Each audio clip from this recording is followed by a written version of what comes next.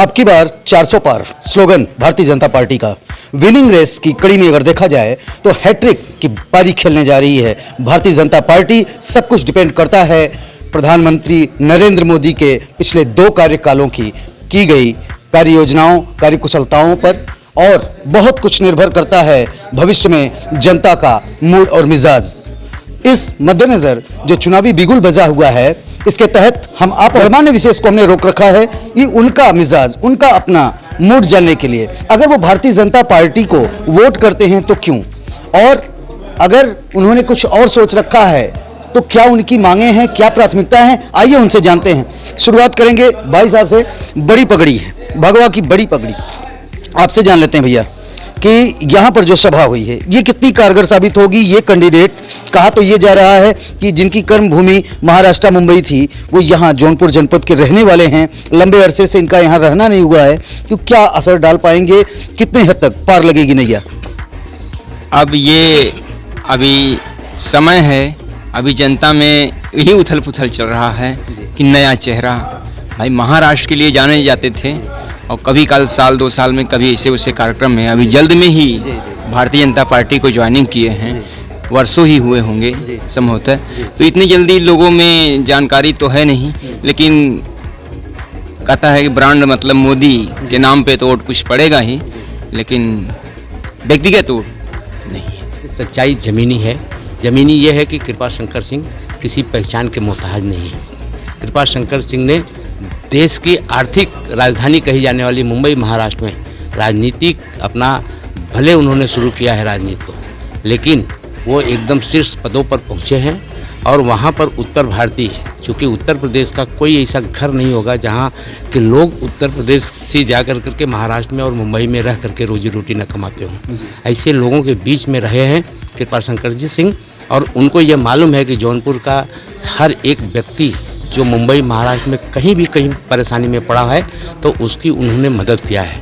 उस नातकारे ये, और चूँकि जौनपुर के रहने वाले हैं इसलिए जौनपुर उनका पैतृक निवास भी है। तो ये कोई ऐसा नहीं है कि कहीं वो बाहर से आए हैं, बाहर से कहीं नहीं आए हैं। और दूसरी बात है, हमारे प्रधानमंत्री जी की सोच जो है, 1 नेशन 1 भारत 1 विचार, सारा चीज़ वसुधैव कुटुंबकम। तो ये आप समझ के चलिए कि हम कहीं भी कश्मीर से कन्याकुमारी तक चाहे जहाँ भी हों, भारत एक है, श्रेष्ठ है, स्वच्छ है, स्वस्थ है।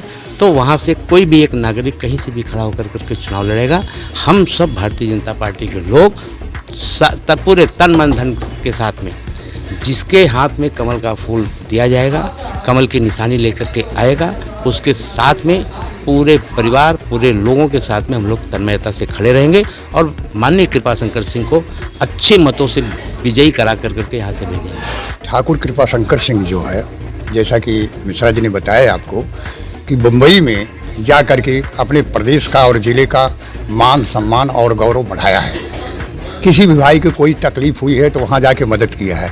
और मुंबई में हर घर से 1-2 वहाँ बिलोंग करते हैं और उनसे लाभान्वित हुए हैं, और समय समय पर आया करते थे जौनपुर में और हम लोगों से मिला जुला करते थे। ऐसी कोई बात नहीं, उनकी जान पहचान की कमी नहीं है।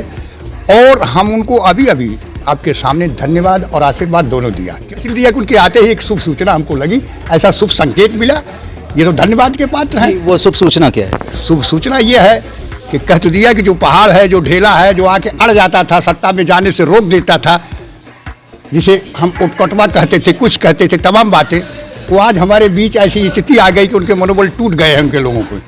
अब हमारे ख्याल से तो कृपा शंकर की जीत और सस्ती हो गई है और नज़दीक हो गई। भारतीय जनता पार्टी ने कैंडिडेट के तौर पे श्री कृपा शंकर सिंह जी को मौका दिया है, वो मौके पर कितना खरा उतरेंगे, और भारतीय जनता पार्टी जो अब की बार 400 पार का नारा है, उस हैट्रिक की जो रेस है उसमें जौनपुर सदर सीट कहां तक कारगर साबित होगी सर? कौन से पायदान पे रहेगी, कितनी बड़ी जीत लेंगे?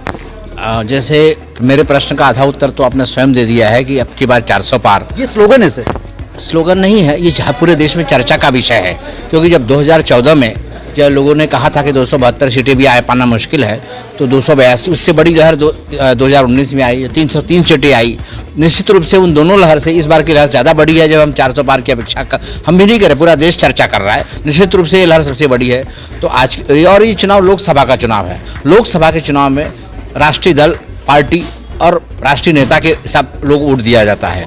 निश्चित रूप से कृपाशंकर सिंह जी को किसी भी पहचान की आवश्यकता नहीं है, उनका परिचय की आवश्यकता नहीं है। उत्तर प्रदेश जौनपुर के विशेष रूप से गौरव है। और अगर कोई साधारण व्यक्ति भी होता तो भी इस बार मोदी लहर में और लोकसभा के चुनाव में भारतीय जनता पार्टी और मोदी के नाम पे उसका विजय होना निश्चित था।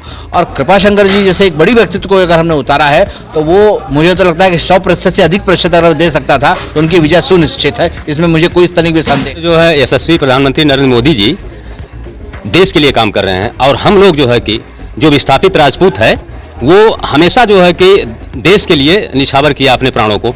आपको पता होगा कि बहुत से जो है कि चौहान योद्धा हुए जो देश के लिए बहुत कुछ कर डाले, घास की रोटियां खाए, दर दर भटके, लेकिन अपने दास्तां को, मुगलों की दास्तां को उन्होंने स्वीकार नहीं किया। आज हमारी सम्मान और स्वाभिमान की लड़ाई है। जो हमारे सम्मान और स्वाभिमान की रक्षा करेगा हम उसके साथ चलेंगे।